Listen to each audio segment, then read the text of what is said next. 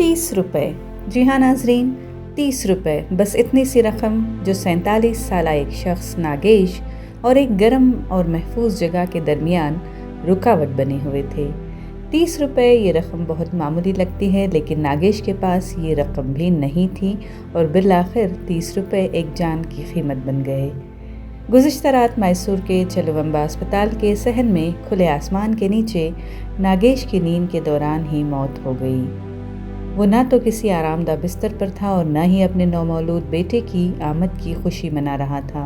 वो अपनी बीवी के पास भी न था जिसने सी सेक्शन से अपने बच्चे को जन्म दिया था, बल्कि वो अस्पताल के बाहर ज़मीन पर ठंडी ज़मीन पर लेटा हुआ था, क्योंकि उसके पास डॉर्मेट्री के बिस्तर के लिए ₹30 नहीं थे।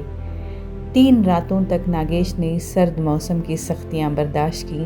अस्पताल के पास ही रहने का फैसला किया ताकि अगर डॉक्टरों को उसकी ज़रूरत पड़े तो वो हाजिर रहे। नागेश के लिए उसकी घरवाली और बच्चा बेहद अहम थे और एक एक रुपया उनकी ज़रूरियात पूरी करने में सर्फ हो रहा था। अपने नौमौलूद बच्चे के लिए दूध का पाउडर ख़रीदना भी उसके लिए अहम था, लेकिन उसकी कुर्बानियों के बावजूद ज़िंदगी की मांग उसकी इस्तिताअत से कहीं ज़्यादा थी। आज सुबह उसकी बेजान लाश मिली गुर्बत के किनारे, ज़िंदगी गुजारने वालों के लिए ज़िंदगी की नज़ाकत की एक तल्ख और दर्दनाक हकीकत। उसकी बीवी जो ICU में सेहतयाब हो रही है, अपने शौहर की मौत से बेखबर है। उनका नौमौलूद बेटा जो उम्मीद की एक किरण है, एक ऐसे बाप के बग़ैर बड़ा होगा जिसने अपनी फैमिली के लिए सब कुछ कुर्बान कर दिया। नागेश के बड़े भाई शिवा गोविंदो ने तस्दीक की कि नागेश को कोई सेहत की परेशानी नहीं थी और वो एक मेहनती मज़दूर था। उन्होंने कहा कि वो एक मेहनती इंसान था, अपनी फैमिली के लिए हर मुमकिन कोशिश करता था। चलुवंबा अस्पताल की सुपरिटेंडेंट डॉक्टर सुधा ने बताया कि नागेश अपनी बीवी को नाजुक हालत में अस्पताल लाया था और डिलीवरी के बाद अकेले उसकी देखभाल कर रहा था।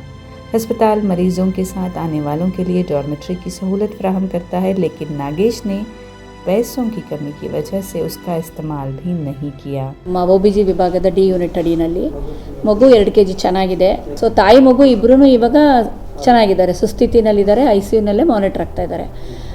ಅಲ್ಲಿ ವಾರ್ಡಲ್ಲಿ ಕೆಲಸ ಮಾಡೋ ಸಿಸ್ಟರ್ಸು ಮತ್ತು ಅಲ್ಲಿ ಡಾಕ್ಟರ್ಸ್ ಪ್ರಕಾರ ಹೇಳೋದಾದರೆ ಇವರೇ ಆಕೆ ಗಂಡನೇ ತಾಯಿ ಮತ್ತು ಮಗುವಿನ ತಾಯಿನ ನೋಡ್ಕೋತಾ ಇದ್ರು ಓಡಾಡಿಕೊಂಡು ಅಂತ ವಿಚಾರ.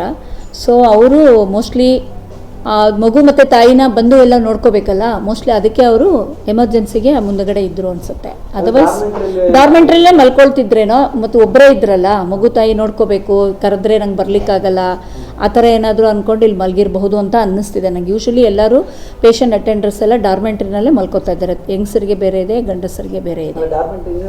ಇಲ್ಲ, ಆಗಿದೆ ಆಲ್ರೆಡಿ ಜನಗಳೆಲ್ಲ ಯೂಸ್ ಮಾಡ್ತಾ ಇದ್ದಾರೆ. ಅಲ್ಲಿ ಚಾರ್ಜಸ್ ಅಂದರೆ ಕೆಲವ್ರಿಗೆ ತುಂಬ ಬಡವರಿದ್ದರೆ ಫ್ರೀಯಾಗೆ ಕೊಡ್ತಾ ಇದ್ದೀವಿ.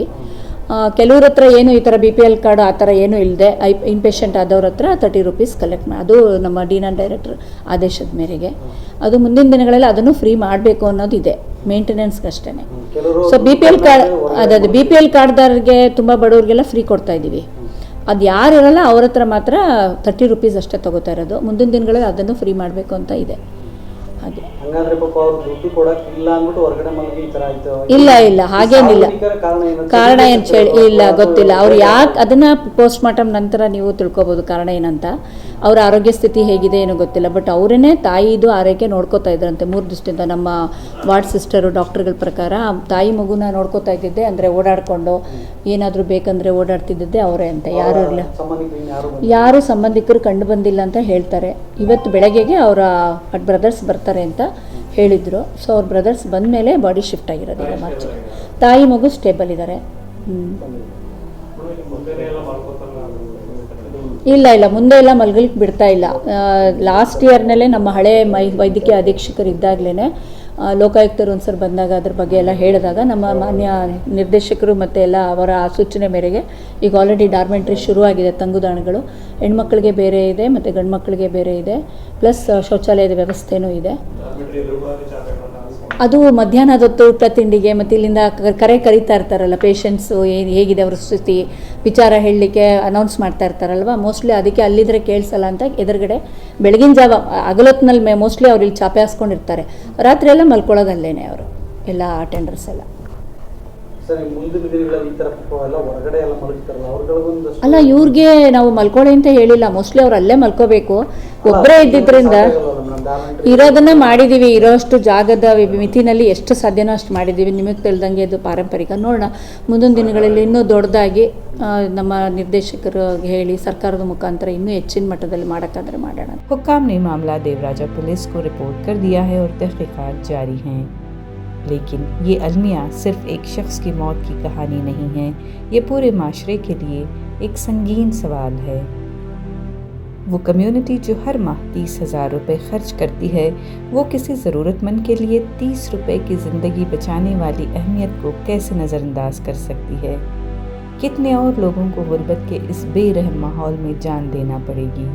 क्या ये निज़ाम लोगों की जानों की कीमत पर बदलेगा?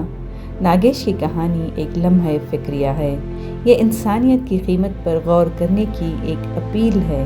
छोटे छोटे एहसान, पॉलिसीज़ और इमदादी निज़ाम से ऐसे दिल दहला देने वाले जानी नुकसान को रोका जा सकता है।